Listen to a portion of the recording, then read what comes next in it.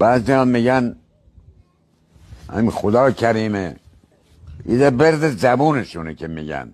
تا اونجایی که ما دیدیم تایپه خدا کریمه همیشه گرفتارن، یا جلو بیمارستانن، یا تو صف داروخونی هن، یا در دادگاهن، یا زندانن، خونه ندارن، یا بدهکارن، همش مشکلات پشت هم مشکل دارن. تایپه خدا کریمه همیشه آواره بودن و بدبخت بودن که ما خودمون یکیشیم.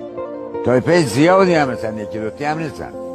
وقت اونه هم که نزول میدن، اونه هم که به امر خدا نیستن، اونا بیشتر ما دیدیم تو رفاهیم، هیچ ناراحتی هیچ مشکل هم برشون رخ نمیده. تایپه خدا کریمی هم همیشه یا از دکتر میان یا میخوان برن دکتر، یا عقب آمبولانس میرن یا عقب آمبولانس برمیگردن میان.